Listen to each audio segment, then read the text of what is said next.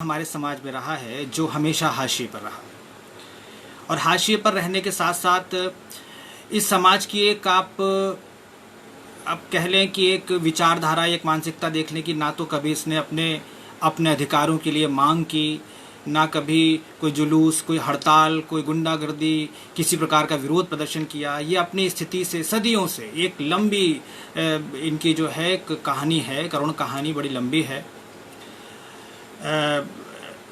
जी बिल्कुल, सवाल आखिर में भी पूछ सकते हैं आप। रश्मि गुप्ता जी नमस्कार। तो वो जो करुण कहानी इनकी है, मैं ये कह रहा था कि उसको लेकर के अलग अलग तरह से लोगों ने आवाज़ उठाई है, अलग तरह से लोगों ने जो है बात की है। और मैं डॉक्टर फिरोज़ अहमद जी को बहुत बधाई देता हूँ इस मामले में कि प्रियांशु जी नमस्कार, दीपांकर जी नमस्कार, कि उन्होंने सन 2017 से लगातार इस थर्ड जेंडर विमर्श पर अपनी वाङ्मय पत्रिका में कहानियाँ दी हैं, अनुवाद दिए हैं, शोध आलेख हैं, बहुत सारी चीज़ें उन्होंने थर्ड जेंडर पर लगातार अब तक वो इस श्रृंखला में मौन रह कर के और बहुत एक गंभीर और एक महत्वपूर्ण काम कर रहे हैं। और उसी काम का ये जो सिलसिला है वो आगे जो है ये जो पटल हमारा है फेसबुक पेज है, इसके माध्यम से आ रहे हैं। पंकज भाई साहब नमस्कार बहुत बहुत, और शोभना रावत जी नमस्कार। मित्रों, थर्ड जेंडर को आम बोलचाल की भाषा में हिजड़ा कहते हैं। ये उर्दू के हिज्र शब्द से निकला है और इसका जो अर्थ है वो होता है अपने अपने कबीले से अलग होना, अपने घर परिवार से अलग होना, अपने घर से, समाज से अलग होना। बड़े दुख की बात है कि ये जो अर्थ है ये इस समाज के लिए नियति बन चुका है। उन्होंने ये सोच लिया है कि अगर कोई थर्ड जेंडर है तो वो हमारे समाज से अलग होगा, वो अपने घर परिवार से अलग होगा और एक अपने अलग एक गुमसुम से समुदाय में रहेगा, वहाँ अपना जीवन व्यतीत करेगा। एक उसने अपने आप को ऐसा ढाल लिया, एक मानसिकता बना ली, सदियों से जो एक चली आ रही एक पीढ़ी दर पीढ़ी मानसिकता है, वो न केवल उसने अपने दिमाग में बैठा ली है बल्कि हमारे समाज में भी ये बात व्याप्त हो गई है कि अगर कोई थर्ड जेंडर है तो उसे समाज से अलग ही रहना है, समाज से बहिष्कार उसका किया जाना है। मित्रों, एक दुख की बात यह है कि आज हम 21वीं शताब्दी में हैं। एक संभ्रांत समाज, अपने आप को पढ़ा लिखा संभ्रांत समाज का हिस्सा मानते हैं, लेकिन हमारी ये जो दकियानूसी बात की जो परंपरा है, जो मानसिकता है ना, ये जो किन्नरों को लेकर, हिजड़ों या थर्ड जेंडर को लेकर के, वो नहीं बदल पा रही है। चलिए इस विमर्श की हम कुछ शुरुआत करते हैं। तो यदि हम अपने पीछे पौराणिक चीज़ों को देखें तो हम ये पाएंगे कि चाहे रामायण का काल हो, महाभारत का काल हो, मुगल काल हो, हर एक कालखंड में थर्ड जेंडर्स की उपस्थिति हमारे समाज में रही है। इस बात से हम नकार नहीं सकते। वो किसी न किसी रूप में रहे हों, हैं, चाहे आप महाभारत में शिखंडी के रूप में उसको देख रहे हों, या आप इसके बाद में मुगल काल में तमाम ऐसी चीज़ें, कहानियाँ और इस तरीके की बातें सुनने में किस्से आते रहे हैं थर्ड जेंडर्स के बारे में, किन्नरों के बारे में, अलग अलग नामों से इन्हें पुकारा जाता रहा है। लेकिन फिर भी एक लंबे समय के बाद भी अभी तक समाज में इनको वो अधिकार, वो हिस्सा, समाज में वो प्रेम, वो सहयोग, वो साथ नहीं मिल पा रहा है जिसके ये हकदार हैं। ये क्या, हर मनुष्य हकदार है, लेकिन इनको वो नहीं मिल पा रहा है। मुझे याद है गोदान में एक जगह प्रेमचंद जी ने लिखा था कि यदि किसी पुरुष में स्त्रियों वाले गुण होते हैं तो वो पुरुष महान हो जाता है, महात्मा हो जाता है। अब एक विचार ये कीजिए, और उस कि इनमें तो स्त्री पुरुष दोनों के गुण एक साथ हैं, तो क्या हम इनको उस श्रेणी में नहीं रखेंगे, हम इन्हें उपेक्षित रखेंगे? किसी भी पुरुष और किसी भी स्त्री को पूर्ण तब माना जाता है जब पुरुष में स्त्रियोचित गुण हो और स्त्री में पुरुषोचित गुण हो, तब उसे पूर्ण माना जाता है। और ये मैं नहीं कह रहा हूँ, इसमें हमारे शास्त्र सम्मत बातें हैं। इसका सबसे बड़ा प्रमाण जो है भगवान शिव को आप ले सकते हैं। वो तो आधे नर और आधे नारी के रूप में हैं, और इस बात को उन्होंने सिद्ध किया है कि नर के बिना नारी, नारी के बिना नर अधूरा है। और यदि थर्ड जेंडर का जो स्वरूप है वो तो दोनों में एक कॉमन है, उभयलिंगी आप इनको कह सकते हैं, दोनों में है। फिर भी इनके साथ उपेक्षित व्यवहार हमारे समाज में होता रहा है। और एक तरीके से समझिए कि ये हंसी का पात्र, मजाक का पात्र बनते चले जा रहे हैं। एक चीज़ और बताऊं, बचपन से देखते सुनते आ रहे हैं हम लोग कि हमारे घर में कोई मांगलिक कार्य होता है, कोई शुभ अवसर होता है, तो शादी है, बच्चे का जन्म है, तो ये लोग आते हैं, बधाई गाते हैं। तो हर एक की कोशिश ये रहती है, हर परिवार की, कि अपनी स्थिति के अनुसार जो है इनको प्रसन्न करके, खुश करके भेजें। साड़ी ब्लाउज दे दिया, कपड़े दे दिए, और भी चीज़ें हैं, खाने पीने को दे दी, बहुत सारी चीज़ें जो हैं इनको दे दी जाती हैं। क्यों? उसके पीछे मानसिकता क्या है कि हमारे दिमाग में ये बात बैठी है कि हिजड़े खुश होंगे, शुभकामनाएं दे के जाएंगे, दुआएं दे के जाएंगे, तो हमारे घर में तरक्की होगी, विकास होगा, प्रगति होगी। और वो कहते भी हैं ना, दूधो नहा पूतो फलो, है ना। और फिर ये लगता है कि अगर ये दुखी हो गए, नाराज़ हो गए, तो बहुत बुरा हो जाएगा, है ना। अब आज के वैज्ञानिक युग में इसको बद्दुआ और ये दुआ, ये सब चीज़ें कहीं महत्व रखती हैं? नहीं रखती हैं। लेकिन हमारी जो मानसिकता है, हमारी जो एक परंपरागत जो बातें चली जा रही हैं, हम अपने बुजुर्गों से सुनते आ रहे हैं, हम आज भी उसको मानते हैं। चाहे हम कितने बड़े पढ़े लिखे हो जाएं, चाहे हम कोई बहुत अच्छे एक समाज में प्रतिष्ठित स्थान हमारा हो, फिर भी हम ये हिजड़ों की मानसिकता को, इस बात को मान रहे हैं कि ये जो है कि मतलब दुआ दे करके जाएं, बद्दुआ ना दें। इतना अहम, इतना महत्वपूर्ण इनको हम अपने कार्यक्रमों के अंतर्गत मानते हैं। इसके बावजूद भी हमारे समाज में इनके साथ ऐसा व्यवहार किया जाता है कि मतलब यदि आप के साथ ये किसी होटल में बैठ के चाय पी रहे हैं, किसी रेस्टोरेंट में खाना खा रहे हैं, तो एक अजीब सी दृष्टि से देखेंगे, लोगों की नज़रें उधर उठ जाएंगी कि वो देखो देखो हिजड़ा बैठा है, कि वो देखो। या फिर इनके साथ इनके ऊपर मतलब तंज कसना शुरू हो जाते हैं, व्यंग्यात्मक बातें करने लगते हैं। कुछ लोग इतनी हद तक गिर जाते हैं कि अश्लील बातें इनके साथ करने लगते हैं। क्यों भाई? क्या हम अपने समाज में हर एक व्यक्ति के साथ ऐसा करते हैं? नहीं करते हैं। तो इनको हम एक अलग से, इनको ऐसा क्यों सोचते हैं किसी दूसरे ग्रह के प्राणी आ गए हैं, ये मनुष्य तो हैं ही नहीं। बहुत एक मुझे लगता है कि हमारे समाज की बड़ी विकृत मानसिकता है ये। हम लोगों के अंदर एक अजीब प्रकार की पूर्वाग्रह है जो इनको लेकर के हम देखते चले आ रहे हैं और हम जिनको समझते चले आ रहे हैं। एक और बात मैं यहाँ पर जोड़ता हूँ इसी बातों के साथ कि हमारे समाज में शुरू से जानवर पालने का चलन है। कुत्ता, बिल्ली, गाय, घोड़ा, बकरी, बहुत सारे जानवर पाले जाते हैं। कुछ लोगों को जानवरों के साथ प्रेम की उस चरम तक पहुँच जाते हैं कि अपने साथ खिलाने पिलाने सुलाने तक लगते हैं।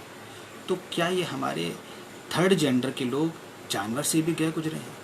ये तो मनुष्य हैं, इनके साथ ऐसी उपेक्षा क्यों? इनको आपका सहयोग चाहिए। ये आपसे कुछ मांग तो रहे नहीं। बधाई गाने आते हैं, अभी मैं उस बात पर भी आऊँगा आगे, इस बात को लेकर कि बधाई गाने, शुभकामनाएं मांगने आते हैं। इनके पास और कौन सा काम का जरिया ऐसा है जिससे ये अपना धनोपार्जन कर सकें, या ऐसा कौन सा इनके लिए रास्ते खोल दिए गए हैं सरकार के द्वारा या हम लोगों के द्वारा कि ये अपना बहुत सारा काम कर सकें और इनमें जो है ये अपना जो पारंपरिक इनका गाने बजाने कार्यक्रम है उसको छोड़ करके ये और कामों से जो है धनोपार्जन कर सके। इनके पास तो धनोपार्जन का साधन मात्र यही है। तो फिर भी हम लोग इनके साथ, मुझे नहीं लगता कि बहुत ही न्यायपूर्ण तरीके से पेश आ रहे हैं या इनके साथ हम बहुत अच्छा बर्ताव कर पा रहे हैं। एक और चीज़ मैं यहाँ पर कहूँगा कि ये जो विमर्श की जो शुरुआत है थर्ड जेंडर पर, ये वास्तव में फिल्म जगत की देन है। ये आपको मानना पड़ेगी बात, क्योंकि फिल्मों में इनका, मुझे याद आ रहा है कि सड़क फिल्म में एक नकारात्मक किरदार में शायद उसमें सदाशिव अमरापुरकर जी ने उसको अभिनय किया था, महारानी का रोल किया था, और वो नकारात्मक था, लेकिन हिजड़े के रूप में, एक थर्ड जेंडर के रूप में जो है एक विलेन को दिखाया गया था उसमें। दूसरी फिल्म आई थी एक तमन्ना, जिसमें परेश रावल जी का बड़ा मार्मिक और बहुत ही भावनामय उनकी भूमिका उन्होंने निभाई थी। उसमें सकारात्मक रूप में आए थे, एक अनाथ बच्ची को पाला है, वो किया है। तो ये जो विमर्श है ये फिल्मों ने शुरू किया है, ये हमें दिमाग में रखना चाहिए पहले तो।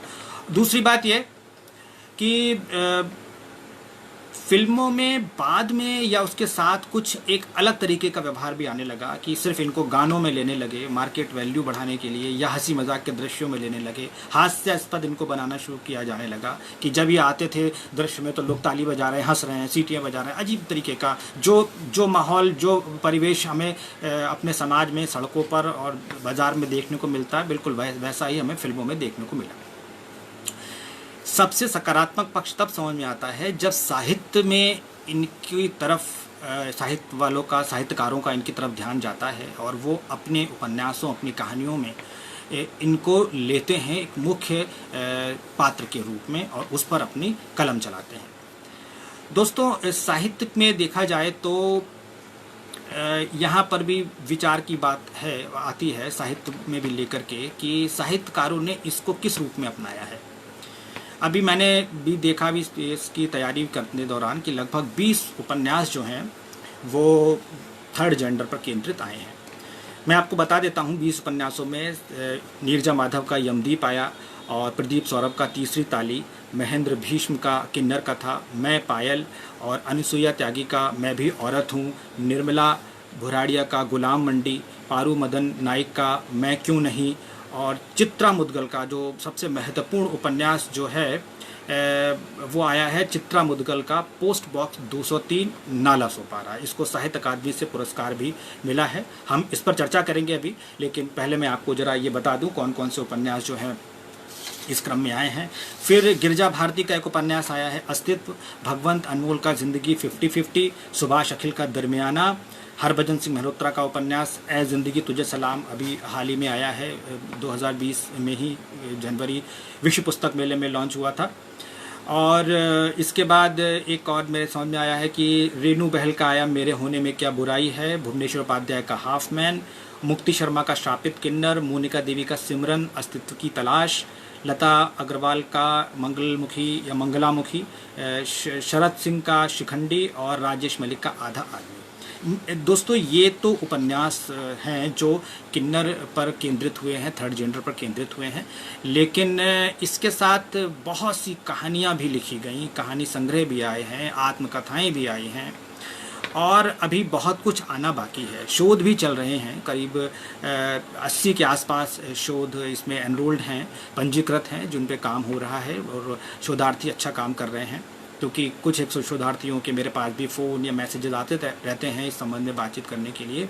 संगोष्ठियाँ भी हो रही हैं अलग अलग तरह की। अब साहित्य में यदि कोई विमर्श आता है तो उसका क्या स्वरूप होना चाहिए, मैं इस पर मैंने बात शुरू की थी। तो देखिए, सबसे पहली बात तो ये कि उनकी समस्याओं को दिखाना ज़रूरी है, पता होना चाहिए, उनके परिवेश को दिखाना ज़रूरी है, पता होना चाहिए, लेकिन क्या बस उतना ही करके रोक देना चाहिए कि उतना ही करके हम रोक दें?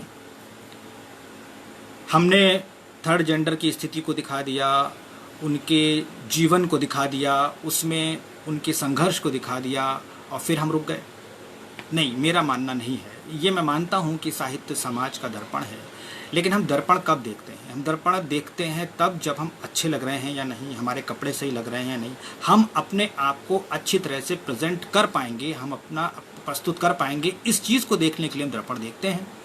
तो साहित्य में भी क्या हम उसके उजले पक्ष को लेकर के नहीं सृजन कर सकते?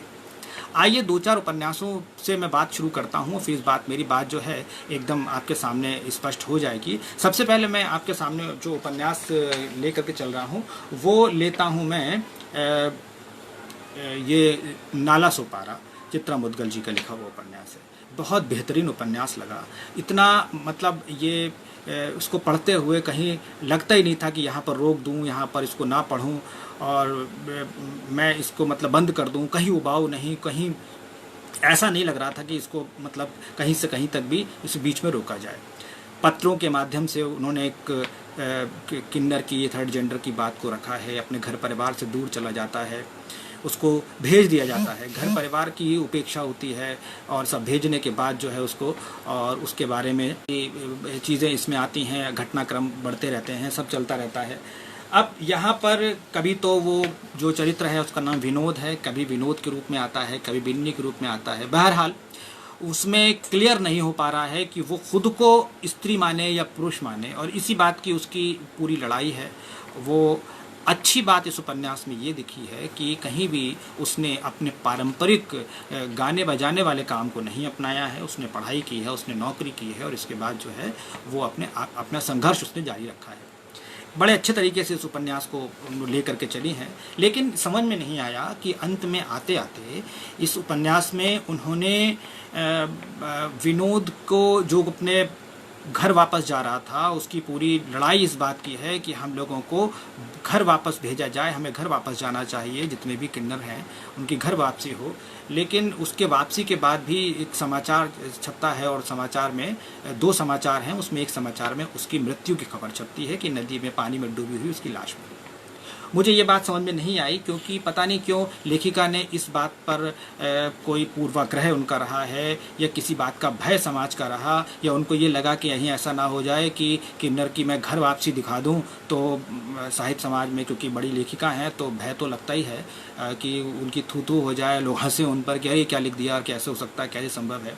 ठीक है, मानता हूँ कि नहीं हो सकता, लेकिन होगा भी तो हमारे और आपसे ही, होगा भी तो बड़े लोगों के माध्यम से ही। कोई घर में कोई एक व्यक्ति अगर कोशिश करेगा तो लोग उसके पीछे मशाल एक आगे लेके जाएगा, तब लोग उसके पीछे उसकी रोशनी में आगे बढ़ेंगे, ये सोचना चाहिए।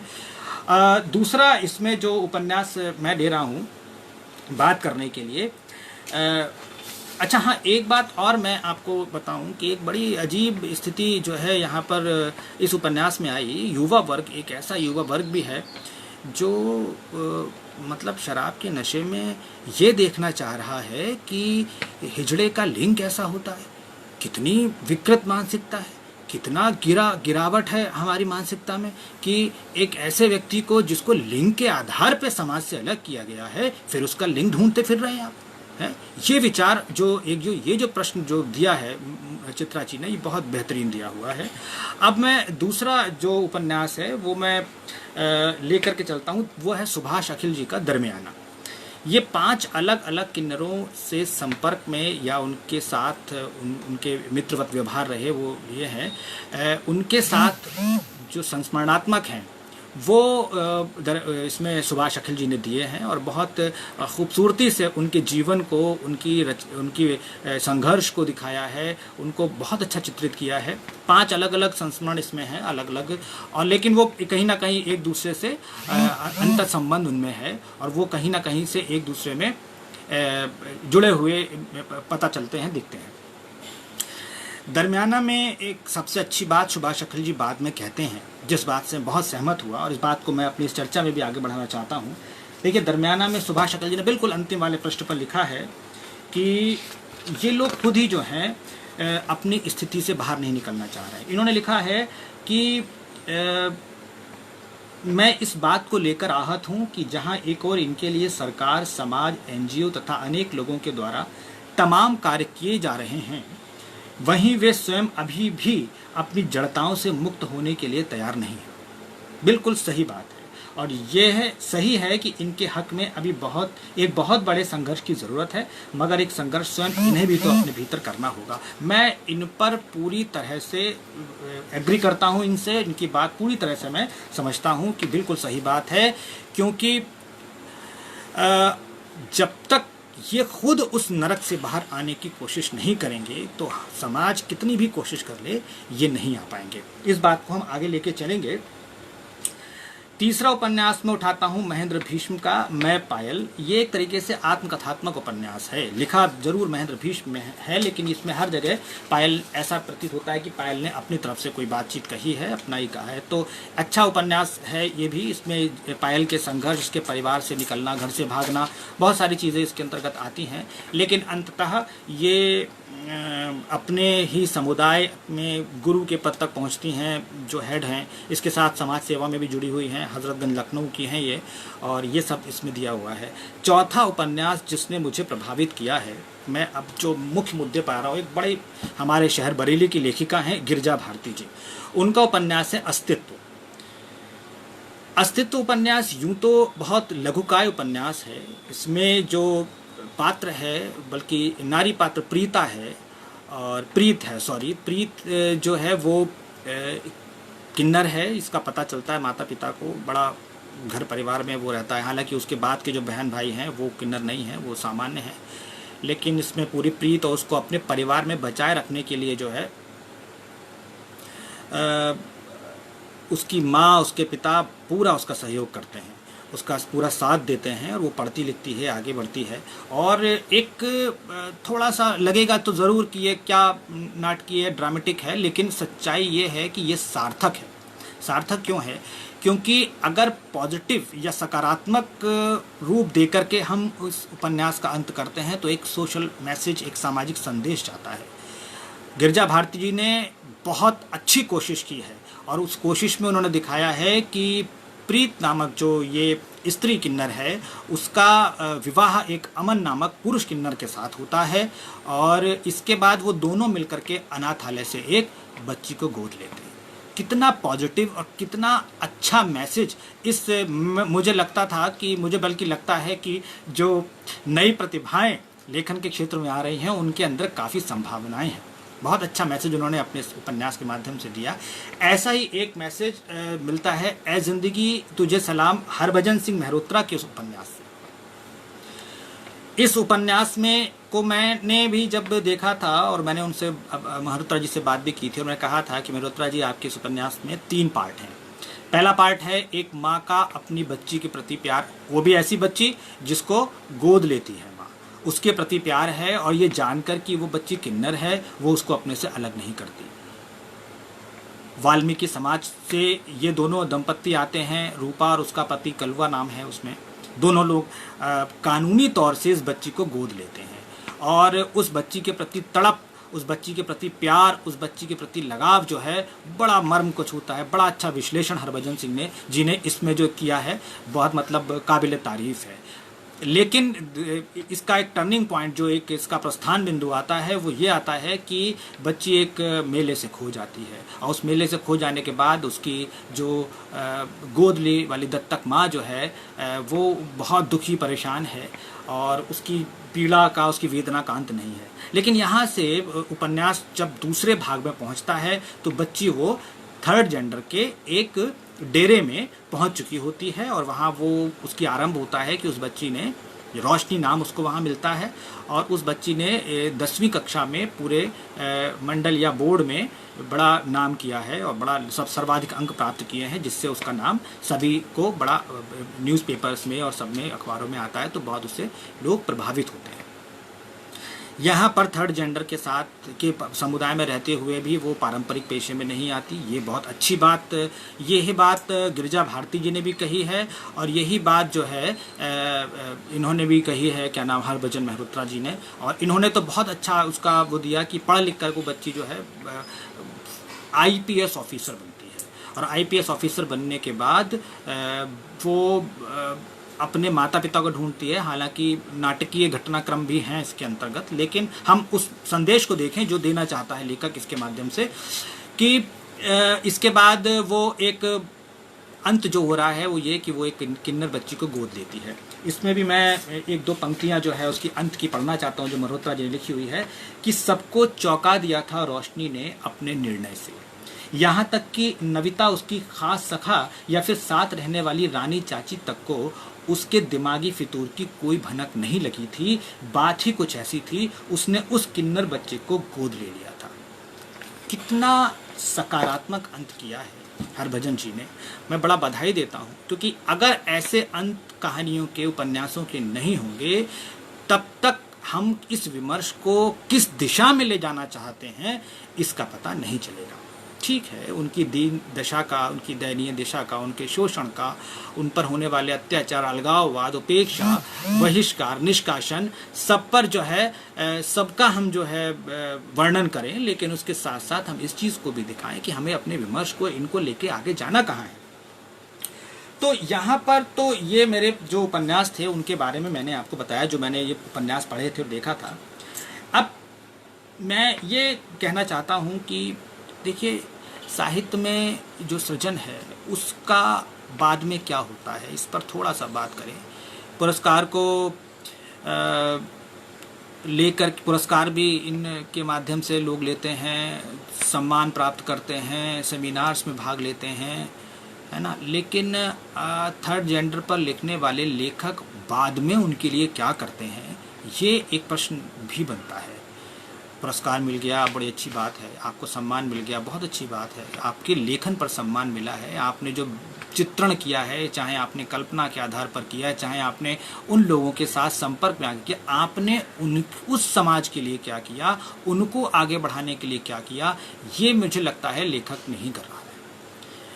इस मामले में मैं फिरोज़ अहमद जी को बहुत धन्यवाद देता हूं कि वो तो जब से उन्होंने वांग्मय पत्रिका की जो सीरीज़ पूरी थर्ड जेंडर पर निकाली है, इसके बाद तो वो जैसे उन्हें साहित्य में इसको एक आंदोलन की तरह ले लिया है और लेके वो लगातार चल रहे हैं। और मैंने देखा, एक नोटिस भी किया है कि इसमें विकास प्रकाशन का भी बहुत योगदान रहा है कि विकास प्रकाशन की पुस्तकें प्रकाशित की इस विषय पर। कई पुस्तकें मेरे पास भी वो भेजते रहते हैं, मुझे मिलती रहती हैं। इसके लिए ये दोनों ही साधुवाद की और बधाई के पात्र कर रहे हैं। तो कुछ ऐसा सकारात्मक होना चाहिए जिससे कि हमें इनके बारे में एक सकारात्मक दिशा इनके लिए मिले, इनके बारे में कुछ अलग से हम विचार कर सके, कुछ कर सके। एक चीज़ और मैं कहता हूँ कि भाई सरकार कुछ करे। अब सरकार के भरोसे हम कब तक बैठे रहेंगे ये तो आपको भी पता है, अब कोई बात छुपी तो है नहीं। और इस पटल से मैं कोई सरकारी बातचीत की बात नहीं करना चाहता हूँ। मैं तो सीधे सीधे ये बात कह रहा हूँ कि सरकार तो जो अपना काम कर रही है कर ही रही है, लेकिन कुछ काम समाज के भी हैं। संस्थान, बहुत सारी चीज़ें ऐसी हैं जहाँ पर निजी लोग, मतलब जो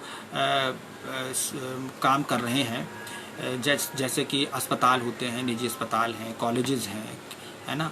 तो अस्पतालों में इनको स्टाफ में रखा जा सकता है थर्ड जेंडर्स को, और कॉलेजेस में रखा जा सकता है, कैंटीन्स में रखा जा सकता है, रेस्टोरेंट में रखा जा सकता है, शॉपिंग मॉल्स हैं, उनमें बहुत सारी जो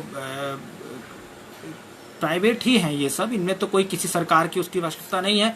तो समाज के अलग वर्ग को भी इसमें आना पड़ेगा, साहित्य के साथ जुड़ना पड़ेगा, तभी एक सार्थक समाज और एक साहित्य की भी सार्थकता तभी नज़र आएगी। और तभी हमें समाज के सहयोग के बिना हम लेखक कुछ नहीं कर सकता। वो लिख करके अपनी रचनाएं लोगों को पढ़वाता रहे, उसका एक दायरा, एक ग्रुप बन जाएगा, उस ग्रुप में उसकी तारीफ हो जाएगी, हो सकता है उस ग्रुप में उसको वो प्रशंसाएं मिल जाएं, उसको जो है पुरस्कार सम्मान मिल जाएं, उसको जगह जगह बुलाया जाए लगे। लेकिन वास्तव में यदि हम चाहते हैं कि ये थर्ड जेंडर जो हमारा हाशिए का जो समाज है उसको हम मुख्य धारा में लेकर के आएँ, हमारे साथ मिलकर के चलें, तो उसके लिए समाज के अलग अलग लोगों को काम करना पड़ेगा। एक मेरा वैसी विचार आया था कि थोड़ी एक समस्या रहती है महिलाओं के साथ कि वे महीने के कुछ दिनों में मंदिर वगैरह में नहीं जाती हैं, एक मानसिकता बनी हुई है हमारी। तो क्यों ना पुजारी के रूप में हम थर्ड जेंडर को रख दें।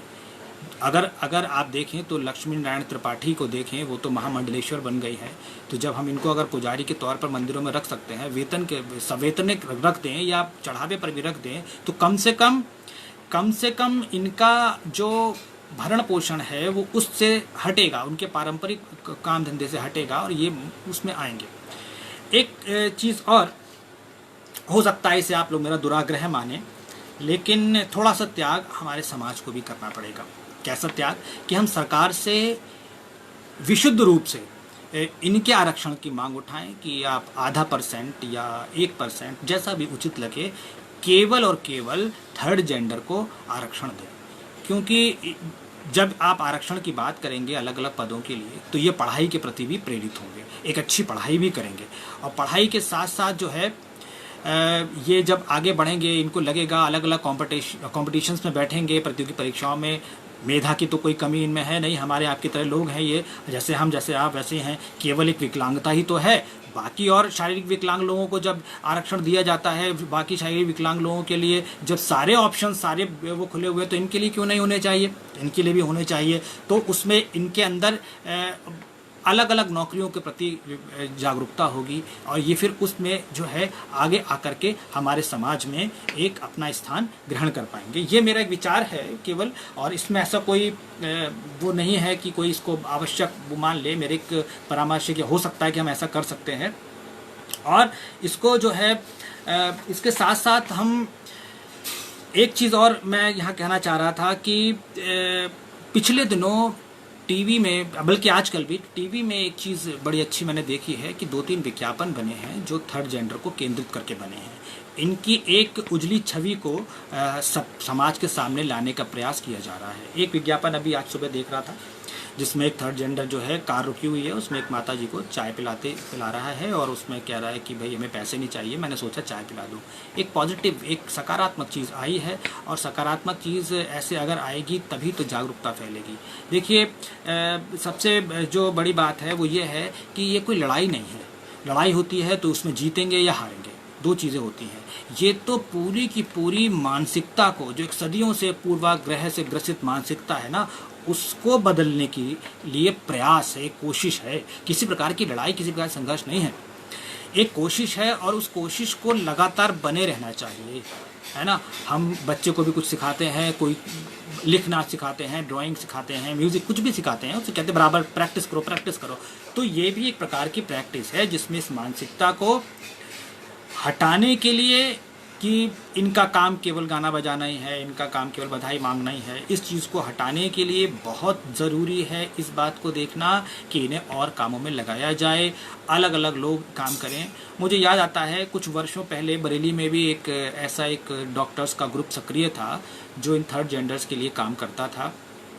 बड़ी अच्छा लगा मुझे उसको देखकर। हालांकि लोगों ने हंसी मजाक भी की, उनके साथ हंसी भी उड़ाई, लेकिन इस बात की परवाह नहीं करनी चाहिए। तो कुछ भी लोग तो कहते रहते हैं, लेकिन वही लोग जो आज हंसी उड़ा रहे हैं, जो लोग आज हंसी उड़ाते हैं वही कल आपकी प्रशंसा करते हैं, वही आपकी तारीफ़ करेंगे। तो अच्छी बात है ऐसा। लेकिन बाद में पता नहीं क्यों आजकल वो मुझे समूह डॉक्टर्स का जो है वो सक्रिय नहीं लग रहा है, या हो सकता है कि मैं उनके संपर्क में भी नहीं हूँ। हालांकि ये एक बड़ी अच्छा प्रयास, बड़ी अच्छी कोशिश उन्होंने की थी, लेकिन इसमें कोशिश और तरह से भी करनी होगी। हम ये जो बड़े बड़े प्रतिष्ठान हैं वो लोग भी चाहें तो अपने यहाँ नौकरी दे सकते हैं इनके लिए, जिससे कि इनको बचा गया। एक जो सबसे महत्वपूर्ण बात है वो मैं किन्नर समुदाय के लोगों के लिए कहना चाहता हूँ कि देखिए, आपको खुद को आगे करना होगा। आप सबको पता है कि देश हमारा देश क्या, पूरा विश्व जो है कोरोना महामारी से ग्रस्त है, और ऐसा जूझ रहा है कि सब कुछ हम एक अपने दायरे में सीमित होकर रह गए हैं, हम दूसरे संपर्क नहीं कर पाते। ऐसे में मैंने देखा कि कुछ किन्नर लोगों ने, थर्ड जेंडर के लोगों ने मास्क बांटे हैं आकर के। बड़ा पॉजिटिव और बड़ी अच्छी छवि इन्होंने प्रस्तुत की है, बाकायदा समाचारों में भी दिखाया गया, कहीं एक दो जगह भोजन भी बांटे गए हैं। तो ऐसे लोगों से मेरा जो निवेदन है थर्ड जेंडर समुदाय से कि वे अपने आप को थोड़ा सा समाज के साथ जोड़ें, थोड़ा सा अपने आप को ऐसे अवसरों पर सामने लेकर के आएँ, है ना। और जैसे कि लोग भंडारे इत्यादि कराते रहते हैं, गरीबों के लिए दान करते रहते हैं, आप लोग भी कर सकते हैं, यदि समर्थ हैं तो करिए। या उसके माध्यम से आपकी मदद करने के लिए बहुत सारी स्वयंसेवी संस्थाएं हैं, वो आपके साथ रहेंगी। आप आइए, आप पढ़ना सीखिए, अपना पारंपरिक काम छोड़ने की कोशिश कीजिए, नौकरी की कोशिश कीजिए, अच्छा पढ़ने के लिए आप प्रेरित लोगों को भी कीजिए, खुद भी पढ़िए, खुद भी आप देखिए, उसमें शिक्षा के क्षेत्र में जाइए। और आपको अपने आप को, बिल्कुल सुभाष अखिल जी की बात मैं फिर दोहराना चाहता हूँ कि आपको अपने इस स्थिति से खुद निकलने की कोशिश करनी पड़ेगी। जब तक आप खुद इस स्थिति से बाहर निकलने की कोशिश नहीं करेंगे, तब तक कोई भी कितना प्रयास कर ले आपको बाहर नहीं निकाल पाएगा। इसलिए एक मेरा तो ये निवेदन सबसे ये है कि भाई आप लोग भी इससे में बाहर आइए। समाज में एक आपने अपने आप को एक दायरे में फंसा लिया है, हो सकता है इसकी वजह ये भी हो कि समाज की आपको उपेक्षा मिली है, समाज की आपको जो एक तरीके से कहना चाहिए कि हंसी के पात्र आप बने, इसलिए आपने अपने आप को एक दायरे में फिक्स कर लिया कि नहीं बस हम इसमें रहेंगे। आपके समाज में एक सामान्य समाज का व्यक्ति नहीं जा सकता है, आप ज़्यादा किसी से घुलते मिलते नहीं हैं, एक दूरी सी बना के रखते हैं। तो मेरा तो निवेदन ये है कि थोड़ी थोड़ी इस दूरी को भी ख़त्म कीजिए। जब तक आप समाज के साथ घुलेंगे मिलेंगे नहीं, समाज के लोग आपको जानेंगे नहीं, आपको साथ में लेके नहीं चलेंगे, तो फिर आगे बढ़ने में थोड़ी सी समस्या तो आएगी। फिर वे लोग, जैसे मैं फिर से कहता हूँ कि फिरोज़ अहमद जी हैं, या ऐसे बहुत सारे लोग हैं जो आपके लिए संघर्ष कर रहे हैं, अपने तरीके से काम कर रहे हैं, आपको आपके अधिकारों के लिए लड़ रहे हैं, अपना सहयोग दे रहे हैं, योगदान दे रहे हैं, उनके साथ आपको तो आना ही पड़ेगा, आपको उसमें देखना पड़ेगा। ये सारी कुछ बातें मैं लेकर के, मैं समाज को लेकर मैं यहाँ तक आया था। मुझे लगा कि मैं ये सारी बातें आपके सामने शेयर करूँ, आपके सामने रखूँ। और हालांकि समय भी हो गया है, पता नहीं चला कि 40 मिनट हो गए बातचीत में। लेकिन कुछ एक विचार जो थे मेरे दिमाग में। एक और बड़ी अजीबोगरीब बात है कि थर्ड जेंडर को देख करके ना जाने क्यों लोगों के दिमाग में उनके प्रति एक अश्लील धारणा आने लगती है, अश्लील बातचीत करने लगती है। और बहुत मतलब अजीब सी बात ये लगती है कि वो लोग भी उसका उत्तर देते हैं, अजीब हरकतें करते हैं। तो थोड़ा तो उन्हें भी अपने ऊपर नियंत्रण रखना पड़ेगा।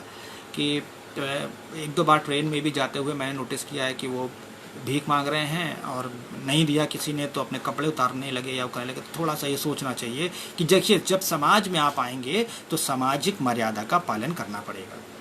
उसको पालन करते हुए ही आप समाज के साथ रह सकते हैं। अब आप सोचें, किसी ने आपके ऊपर अश्लील कोई कमेंट कर दिया और आपने उसका जवाब भी अश्लीलता से दे दिया, तो फिर आप गंदगी को कैसे साफ करेंगे, है ना? ये तो थोड़ा आपको सोचना ही होगा। हालांकि मैं मानता हूँ कि एक बहुत लंबी, एक हज़ारों साल लाखों पुराने, मतलब आप कहिए कि एक लंबी पूरी एक सदियाँ बीत गई हैं ऐसी मानसिकता को लेकर। तो उस एक ऐसी मानसिकता को एक दिन या 2 दिन या 10, 15, 20 साल में थोड़ी, कम से कम 50-60 साल लगेंगे इसको धुलने में। समाज भले ही विज्ञान की तरफ हम जा रहे हैं, लेकिन आज भी विज्ञान और के साथ हमारी होड़ लगी रहती है ना? आप देख ही लीजिए, कोरोना महामारी तो सबसे बड़ा इसका उदाहरण है कि बहुत प्रगति कर ली, सब कुछ कर लिया, सैकड़ों साधन जुटा लिए हमने, लेकिन आज सारे साधन बेकार हैं। आप अपने घर में रहिए, हर तरफ से ये आता है कि घर में रहिए, सुरक्षित रहिए, अपने आप को बचा कर रखिए, सब करिए। तो वही है ना कि आप देखिए, समाज के साथ जुड़ना आपको बहुत ज़रूरी है। और ये मेरा आग्रह थर्ड जेंडर के लोगों से है, और इनके साथ सकारात्मक व्यवहार हमारे समाज का भी बनता है कि हम करें, हम उनको अवसर दें, अलग अलग जगह पर अवसर दें, है ना? बहुत सारी जगह ऐसी होती हैं जहाँ पर ज़रूरी नहीं कि सरकार का हम हर समय योगदान देखें। प्रिंटिंग प्रेस पर हम काम कराने जाते हैं, बहुत सारे लड़के, बहुत सारे लोग काम कर रहे हैं, उसमें भी हम इनको भाई ज़रूरी थोड़ा ही है कि हर एक जो किन्नर है वो स्त्री बन करके ही रहना चाहता है। बहुत सारे लोग पुरुष के रूप में रहना चाहते हैं, पैंट शर्ट पहनते हैं, सही से रहते हैं। तो क्या हम उनको काम नहीं दे सकते हैं? जब उनको हम काम देंगे तो जो स्त्री वेश में घूम रहे हैं उनको भी उससे उत्साह मिलेगा। मांगलिक कार्यक्रमों में जाने से जाइए आप, चलिए, अगर आपको लगता है कि बधाई गाना है, सब कर, वो भी कीजिए आप, लेकिन उनके साथ अब ये सारे काम भी कर सकते हैं, है ना? और अलग अलग जगह पर नौकरी करिए। सरकार तो है ही है, सरकार तो अपने लेवल से, अपने स्तर से काम करेगी, और उन सरकारों के सबके अपने अपने योजनाएं होती हैं, उन योजना में चरणबद्ध तरीके से काम होते हैं। लेकिन सबसे बड़ी बात यह है कि हमें अपनी मानसिकता को भी बदलना है, हमें अपना एक सकारात्मक सोच लेके चलनी है। मेरे साथ बहुत सारे लोग जुड़ चुके हैं, करीब 46 लोग मुझे देख रहे हैं। आइए मैं देखता चलूँ एक एक करके। हेमंत कुमार जी कह रहे हैं लॉकडाउन में इनकी आर्थिक व्यवस्था पर सरकार को विचार करना चाहिए। बिल्कुल करना चाहिए सरकार को विचार, और सरकार के साथ साथ हमें आपको भी विचार करना चाहिए। मैंने देखा बहुत सारे लोग खाना बांट रहे हैं, स्वयंसेवी संस्था, तभी मैंने कहीं ये नहीं देखा है कि कोई किन्नरों को भी खाना दे रहा है। तो क्या उनके लिए कोई फ़र्ज़ नहीं है हमारा गरीबों को खाना देने के साथ उनके लिए ना? विकास शुक्ला जी मेरे मित्र जुड़ चुके हैं मुझसे, नमस्कार सर। विकास जी जो हैं लिख रहे हैं I am a big fan of yours. Vikas ji मेरे अच्छे मित्रों में से हैं, और सही कहूँ तो इनका बड़ा योगदान रहा है साहित्यिक क्षेत्र में भी। मुझे हमेशा योगदान देते हैं, सहयोग करते हैं, और कहीं मैं जाना होता है, मैं कुछ भी करना चाहूँ तो उसमें काफ़ी मुझे ये योगदान देते हैं। विकास जी बहुत धन्यवाद। विकास प्रकाशन से कह रहे हैं शोषण आंदोलन को जन्म देता है। बिल्कुल आपकी बात सही है, शोषण आंदोलन को जन्म देता है, और इनका दीर्घकालीन जो ये शोषण हो रहा है इससे होगा। हितू मिश्रा जी जुड़ चुके हैं, बहुत बहुत धन्यवाद, स्वागत है आपका। निधि अरोड़ा जी स्वागत है आपका। रंजीत पांचाली जी भाई साहब नमस्कार, आप धन्यवाद बहुत बहुत। भारती अग्रवाल जी नमस्कार। संतोष नागरे जी किन्नरों के संघर्ष में जुड़कर लेकर सार्थक, बहुत धन्यवाद। विकास पर गिरिजा जी ने सामाजिक स्वीकारता को बढ़ावा देने के लिए, बिल्कुल गिरिजा जी का प्रयास सार्थक है। और मैंने उनसे कहा था जब इस उपन्यास की भूमिका लिखने का मुझे सौभाग्य प्राप्त हुआ था, तो मैंने इनसे कहा भी था कि थोड़ा सा इसमें जो है लोगों को लग सकता नाटकीय हो, लेकिन आपने बहुत पॉजिटिव एटीट्यूड लेकर के इस उपन्यास को लिखा है, इसके लिए आप बधाई की पात्र हैं। कुसुमलता जी जुड़ चुकी हैं, और बहुत स्वागत है, नमस्कार कुसुमलता जी। सामाजिक विसंगतियों, कुरीतियों और शोषण के विरुद्ध किन्नरों की समस्या पर बहुत धन्यवाद। डॉक्टर लता अग्रवाल जी जुड़े, हरभजन जी ने अंत में गोद लेने की कम से कम माँ को जीवित दिखाते तो शायद और अच्छा लगता। देखिए वो बात आपकी सही है, लेकिन लेखक किस दृष्टि से उपन्यास को लेके चल रहा है। मैं हरभजन जी के सार्थक जो उन्होंने इसका जो सुखांत किया है, बड़ा पॉजिटिव एक मैसेज उन्होंने, देखिए मैसेज केवल समाज को नहीं देना है, मैसेज हमें थर्ड जेंडर समुदाय को भी देना है। वहाँ भी तो उन्होंने दिखाया है कि वो आईपीएस बनती है और आईपीएस बनने के बाद वो अपने सारे प्रयास करने के बाद बच्ची को गोद लेती है। उसने अपने मातृत्व को उभारा है। थर्ड जेंडर पितृत्व को भी उभार सकते हैं, कोई ऐसी आवश्यकता नहीं है, क्योंकि उनके साथ ये ऑप्शन है। पुरुष और स्त्री के साथ तो ऑप्शन नहीं है, पुरुष है तो पुरुष है, स्त्री है तो स्त्री है, लेकिन उनके साथ तो दोनों ऑप्शन है। वो स्त्री और पुरुष दोनों में से जो रूप लेना चाहे वो रूप ले सकते हैं। इसलिए यह पुरस्कार या सम्मान से ज़्यादा सामाजिक, बिल्कुल सही बात है विकास प्रकाशन जी इनकी तरफ से कि इनको सामाजिक जागरूकता की बहुत ज़रूरत है और इसके लिए समय समय पर काम किया जाना चाहिए। आपका भी जो योगदान है थर्ड जेंडर पर पुस्तकें प्रकाशित करने का, वो भी कम नहीं है। आप लगातार अपने साहित्य प्रकाशन के माध्यम से इस क्षेत्र में लगे हुए हैं। दया कन्हैया जी जुड़े हुए हैं, गिरिजा भारती जी के पतिदेव हैं, आपका स्वागत है, नमस्कार। सारिका मुंद्रा जी नमस्कार, स्वागत है। बिल्कुल समस्याओं का समाधान होगा तभी विमर्श सार्थक होगा। बिल्कुल विमर्श को किया ही इसलिए जाता है कि समस्याएं सामने आए, उन समस्याओं को श्रृंखलाबद्ध तरीके से हटाया जाए। पंकज भाई साहब जुड़ चुके हैं, नमस्कार पंकज जी। भाई साहब सही प्रश्न उठाया, बहुत धन्यवाद आपने किया। लेखिका का स्वागत है। डॉक्टर सविता सिंह जी नमस्कार, आपका स्वागत है। रमेश कुमार जी धन्यवाद। विकास शुक्ला जी कह रहे हैं बहुत बढ़िया सर, बहुत धन्यवाद। फिरोज जी कह रहे हैं थर्ड जेंडर को उत्थान के लिए हम सबको क्या करना चाहिए। भाई साहब मैंने बोला कि हमें क्या करना चाहिए, मैंने बताया कि उत्थान के लिए केवल सरकार के भरोसे ना बैठ करके हमें डॉक्टर्स हैं, वकील हैं और बड़े व्यवसायी हैं और अब आपके प्रेस वाले हैं। विकास प्रकाशन जी से के माध्यम से मैं कहना चाहूँगा कि प्रेस में एक दो नौकरियां ऐसी दीजिए इन ऐसे लोगों को कि उनको लगे कि मैं नौकरी करता हूँ। देखिए धनोपार्जन जब होता है, जब उसको लगता है कि मैं अपने पैरों पर खड़ा हूँ, तो पैरों पर खड़ा होने पर व्यक्ति में आत्मविश्वास पैदा होता है। और जब पैसा आएगा, पेट भरेगा, जब उसको लगेगा कि मैं समर्थ हूँ, मैं और कुछ भी कर सकता हूँ, वो कुछ और भी सोचे।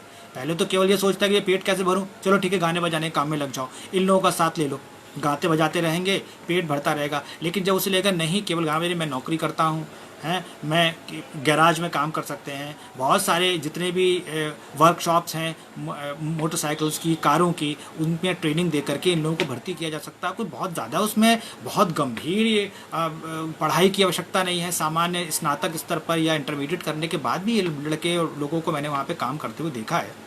अगर शिक्षा बढ़ाएं तो बहुत अच्छी बात है, इसमें कोई संदेह नहीं। मधुर चतुर्वेदी जुड़ चुकी हैं, नमस्कार मधु जी।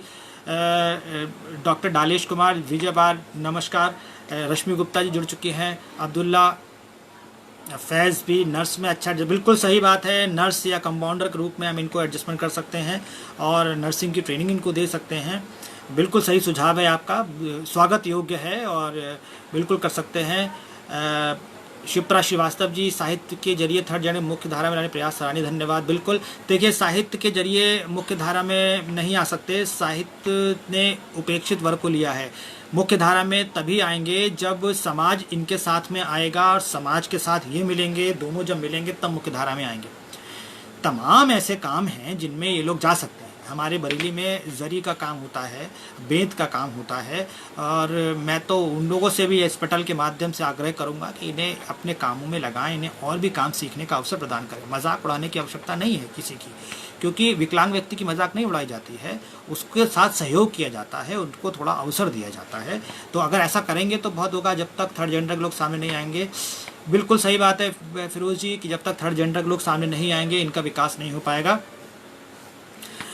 मधुचरित जी धन्यवाद, आपने मुझे आशीर्वाद दिया है।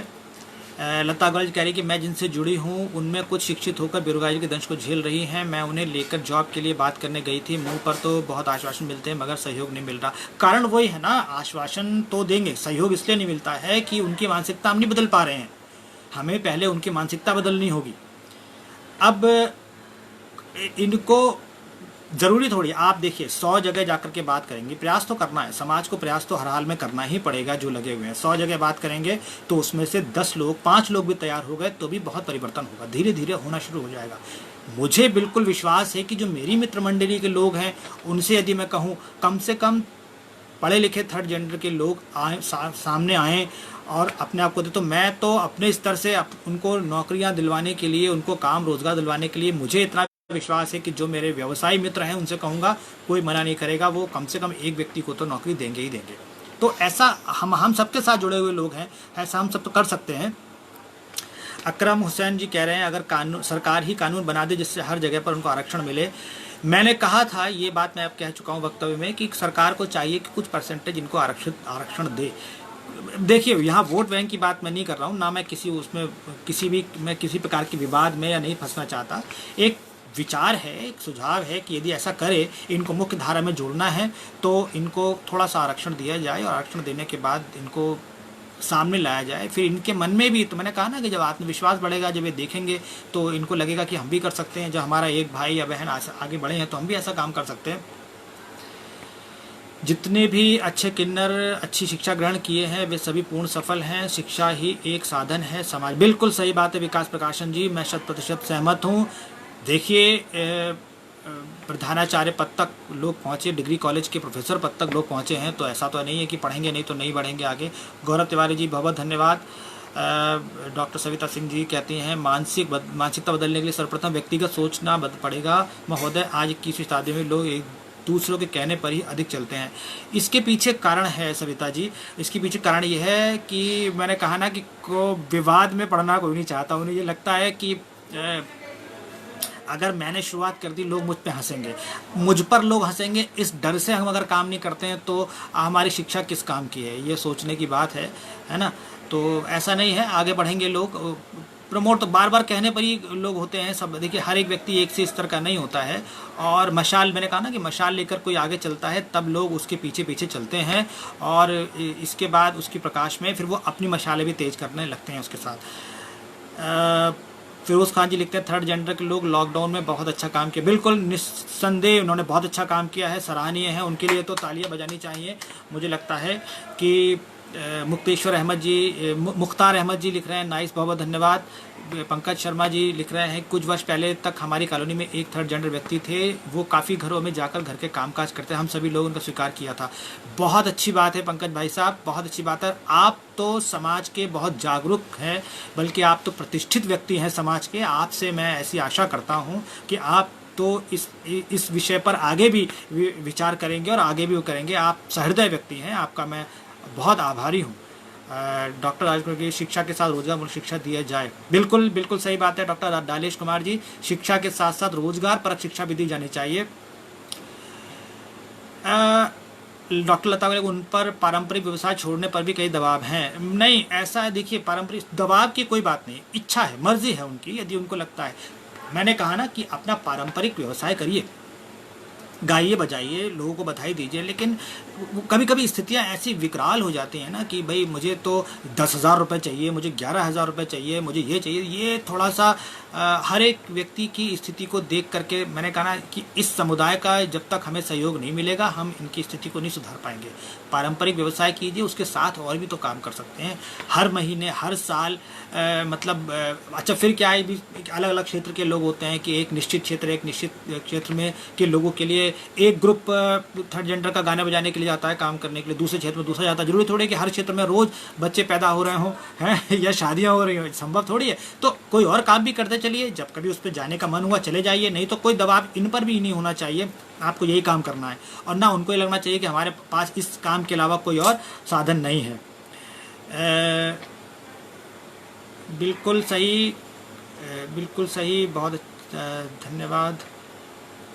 मधुज त्रिवेदी जी ने एक गुलदस्ता भेजा, थैंक यू, बहुत धन्यवाद। आशीष कुमार जी कह रहे हैं अच्छा व्याख्यान, बहुत धन्यवाद। दीपांकर पाठक जी कि आपने विकलांगता कहा, ये शारीरिक विकलांगता है या मानसिक या सामाजिक विकलांगता? ये देखिए शारीरिक विकलांगता तो है ही है, क्योंकि यौनिकता जो है हमारे सबके शरीर का एक महत्वपूर्ण हिस्सा है, उसमें भी विकलांगता तो है। एक ऐसा अंग इनका विकलांग है जो सामने नहीं है, छुपा हुआ है, और लेकिन विकलांग तो ही हैं। इसके साथ साथ इनकी तो अपनी विकलांगता है, लेकिन मानसिक रूप से हम सब या हमारा समाज भी विकलांग है, ये सोच करके कि ये कुछ नहीं कर सकते सिवाय इसके। इस धारणा को तोड़ना बहुत ज़रूरी है कि सिवाय गाने बजाने के, सिवाय इनका ये बधाई मांगने की, ये और कुछ नहीं कर पाएंगे। इनका तो यही काम है, अरे भाई तुम तो क्या करोगे, कुछ गाना सुनाओ, नाच के दिखा दो। ये जो मानसिक विकलांगता है ना, ये हमको भी, हमारे समाज को भी निकालनी पड़ेगी। मंदिर के पुजारी की बात मैंने की, उसके आपने इसके लिए अच्छा पहल बताई, बहुत धन्यवाद। आशीष कुमार जी ने अच्छा अच्छा धन्यवाद। फिरोज़ खान भाई साहब कह रहे हैं बोलते रहे बोल ही रहा हूँ। प्रिया श्रीवास्तव जी नमस्कार। रोशनी वाजपेयी जी धन्यवाद बहुत बहुत। विकास प्रकाशन कह रहे हैं जारी रखिए, बिल्कुल मैं जारी रखे हुए हूँ। कुसुमलता सिंह जी, मैं समझता हूँ कि कक्साड़ की संपादिका हैं, बहुत बड़ी पत्रिका की संपादिका ये हैं, और इनका जो जनजातीय चेतना को लेकर के इनकी जो पत्रिका है कक्साड़, दिल्ली से, बहुत अच्छी पत्रिका है और उससे जुड़ी हुई है। मैं चाहता हूँ कि आप भी जो है कुछ ऐसा आंदोलन शुरू कीजिए, कुछ ऐसा विमर्श शुरू कीजिए अपनी पत्रिका के माध्यम से। देखिए, केवल विमर्श मत शुरू कीजिए, मैं तो विमर्श से नहीं काम बनेगा। अब आपको चाहिए कि थर्ड जेंडर को कम से कम 1 या 2 व्यक्ति को नौकरी दीजिए। सब लोग जो अलग अलग प्रतिष्ठानों से जुड़े हैं, जो अपना व्यवसाय चलाते हैं, उनसे मेरा निवेदन यही है कि वो कम से कम 1 या 2, जितनी आपकी सामर्थ्य है, कम से कम 1, अधिक से अधिक जितनी आपकी सामर्थ्य है, उनको नौकरी दीजिए। जब तक ये नौकरी नहीं करेंगे, मुख्य धारा में नहीं आएंगे, तब तक इनको हम समाज में नहीं जोड़ पाएंगे। मेरा तो बार बार यही कहना है लोगों से। ट्रेन में आप जो लोग दिखते हैं वो ज़्यादातर नकली किन्नर होते हैं। फिरोज़ खान साहब ने बिल्कुल सही कहा है, बिल्कुल मैं मानता हूँ नकली किन्नर होते हैं, लेकिन इनके नकलीपन को भी हम तभी रोक पाएंगे जब हम 80 लोगों को नौकरी देंगे, 80 लोगों को मुख्य धारा में लेके आएंगे, तो उनकी हिम्मत नहीं पड़ेगी। कोई मांगता है तो उनसे कहे थोड़ा सा एकजुट, हम उनसे डर जाते हैं, हम शर्मा जाते हैं, हमें लगता है कि कहीं बदतमीजी ना कर दें, इस भय से। एक हमारे साथ जो समाज के, हमारे जो समाज के लोग हैं ना, सब लोग वो बदतमीजियों से बहुत डरते हैं कि ऐसा ना हो कि सबके सामने मेरी माँ बैठी है, मेरी पत्नी बैठी है, मेरे बच्चे बैठे हैं, कि ऐसा ना हो कि ये कोई बदतमीजी कर दे। और दुख की बात ये ना, ये लोग भी इसका बड़ा गलत फ़ायदा उठाते हैं। ये थोड़ा सा सोचना इनको होगा। बिल्कुल सही बात है विकास जी। मनीष कुमार जी कह रहे हैं सर जारी रखें, अनुरोध जारी चल रहा है अभी तो। विकास प्रकाशन जी कह रहे हैं बनावटी किन्नर अभद्रता का मौका। बिल्कुल सही बात है, ये आपकी बात मैं बिल्कुल मानता हूँ कि बनावटीपन जो है। मधु जी कह रही हैं बहुत सागरित व्याख्या और सटीक सुझाव, धन्यवाद बहुत बहुत। सचिन कुमार, जब तक इनके जन्मदाता को त्यागने की परंपरा नहीं छोड़ेंगे, तब तक बाकी समाज में इनको सम्मान मिलना थोड़ा मुश्किल है। बहुत महत्वपूर्ण बात सचिन कुमार जी आपने कही है, जब तक इनके माता पिता, इनके जनक इनको त्यागना नहीं छोड़ेंगे, तब तक। बिल्कुल सही बात है। मेरा तो उन सभी, वैसे तो क्या कहा जाए, ईश्वर से निवेदन यही है कि किसी को भी ऐसी योनि में जन्म ना दे, लेकिन फिर भी यदि दुर्भाग्यवश कहीं जन्म किसी बच्चे का ऐसा होता है, तो कम से कम माता पिता को चाहिए कि उसको पढ़ाएं लिखाएं, उसको अपने साथ रखें, उसको इस तरीके से निष्कासित ना करें। मुझे लगता है कि अब समाज में इस तरीके की जागरूकता तो आ रही है कि माता पिता उसको निष्कासित नहीं कर रहे हैं, अपने समाज से नहीं निकाल रहे हैं। इस बात को हरभजन मेहरोत्रा जी ने भी अपने उपन्यास में कहा है, ए ज़िंदगी तुझे सलाम में, और यही बात जो है प्रीत को लेकर के अस्तित्व में गिरजा भारती ने भी कही है। बड़ी अच्छी पहल है ये। रश्मि गुप्ता जी कह रही हैं कि जो लोग कभी खुद नहीं चाहते कि कभी हमारा मजाक बनाया जाए, जरा सा भी कोई भी हमारा मजाक बनाता है तो हमें कितना क्रोध आता है, तो ज़रा समाज ये सोचे कि उनके पूरे जीवन में बनाते हैं, हमें समाज ये सोचे कि इनके पूरे जीवन को ही पूरे समाज में हास्य व्यंग बना रखा है, इन पर क्या गुजर। बिल्कुल सही बात है, आपने इस पीड़ा को महसूस किया, बिल्कुल सही बात है। इन पर बहुत दुख की बात है कि इनको हम मजाक का वो बहुत उपयोगी व्याख्या। धन्यवाद नलेश कुमार जी। फिरोज़ खान जी, नकली किन्नरों की वजह से असली किन्नरों की छवि खराब। निश्चिंत, बिल्कुल, नकली चीज़ों ने तो असली चीज़ों को ख़राब किया ही है, ये तो सब हम आप सब जानते हैं। चाहे किन्नर हो, चाहे सामान हो, चाहे कुछ भी हो, चाहे प्रोडक्ट्स हो, नकली चीज़ों ने असली को ख़राब किया है। बिल्कुल सही बात है। अनिल अनवर जी हमारे साथ जुड़ चुके हैं, नमस्कार अनिल जी, बहुत बहुत स्वागत है आपका। मैं जीवन में पहली बार थर्ड जेंडर को समाज की मुख्य धारा लाने के बारे में कुछ सुझाव सार्थक सुन रहा हूं, और ये सुझाव भी पूरी तरह से व्यावहारिक भी हैं। ईश्वर उन्हें समाज में मुख्य धारा में जोड़े, यह दुआ करता हूं। बहुत ही सुंदर, बिल्कुल सही बात है अनिल अनवर जी। मैं भी बिल्कुल इस बात से सहमत हूं, और मुख्य धारा में जोड़ने का यही है कि हम सब लोगों को पहल करनी होगी अपने अपने क्षेत्रों में। देखिए, मैंने पहले भी कहा कि कहीं ना कहीं जो है हमें खुद ही आगे आना होगा और इनको बुलाना होगा। आपकी फोटोग्राफी को अच्छा, धन्यवाद लता अग्रवाल जी मेरी फोटोग्राफी की बात कर रही हैं। चलिए फोटोग्राफी पर भी कभी बात करेंगे, आज हम किन्नर पर बात कर लेते हैं। अनूप कुमार जी नमस्कार, आप कहते हैं किन्नर समाज के प्रेरणादायक स्रोतों की चर्चा करें भारतीय एवं वैश्विक संदर्भ में। बिल्कुल ये आपकी बात सही है। अब चक्कर क्या है कि समय की भी सीमा है और मैं 1 घंटे से लगातार मैं बोल रहा हूँ और मुझे भी हुक्म मिल चुका है कि 1:30 पर खत्म करना है, लेकिन मुझे आशा है कि आपकी इस पॉइंट को आगे आने वाले जो हमारे विद्वान वक्ता लोग हैं वो बोलेंगे और ज़रूर आपकी बात को रखेंगे। आजकल जो रश्मि गुप्ता के पैसों के लिए नकली किन्नर बन जाते हैं वैसे बिल्कुल सही बात है। सारगर के हेमंत कुमार जी धन्यवाद बहुत बहुत। शिवम वाजपेयी सुपर्ब कह रहे हैं, थैंक यू धन्यवाद।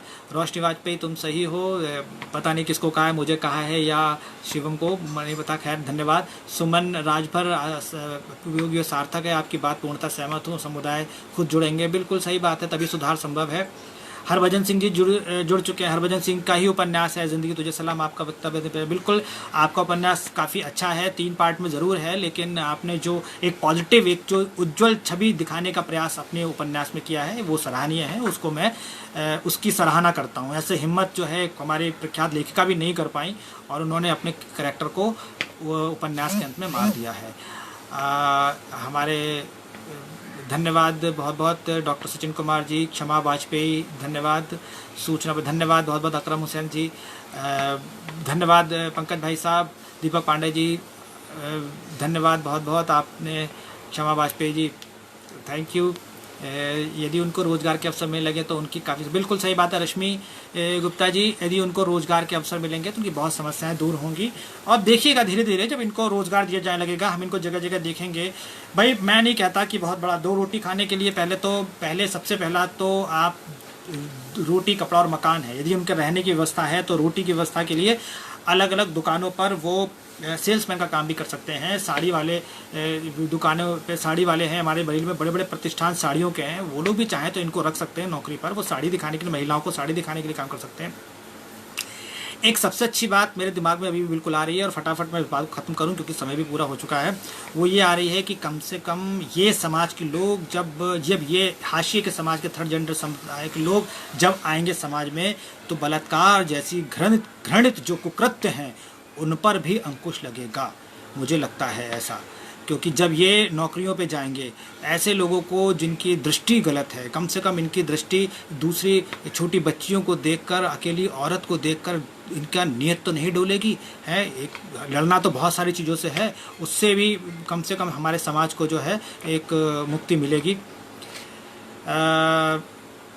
आप सभी ने मुझे इतना प्यार दिया। अनूप कुमार जी, फटाफट मैं बोलता हूँ। कामरान जी हमारे साथ हैं, कामरान जी स्वागत है बहुत बहुत, हमारे मित्रों में से हैं कामरान जी, हमारे साथ फोटोग्राफी क्लब में जुड़े हैं, बहुत अच्छे व्यक्ति हैं और इनका ये काफ़ी सामाजिक कार्यों में भी रहते हैं। मुझे उम्मीद है कि कामरान जी मेरी बातों को बहुत ही पॉजिटिवली लेंगे और इसको लेकर के आगे के बारे में कामरान जी कहते हैं कि आपका कार्यक्रम लाइव अच्छा है, अच्छे विचार सुनने को मिले, थर्ड जेंडर आपकी कहानी बहुत अच्छी। धन्यवाद बहुत बहुत कामरान जी। मैं चाहता हूं कि आप प्रयास करें कि आपके मित्र लोग हॉस्पिटल वगैरह में इनको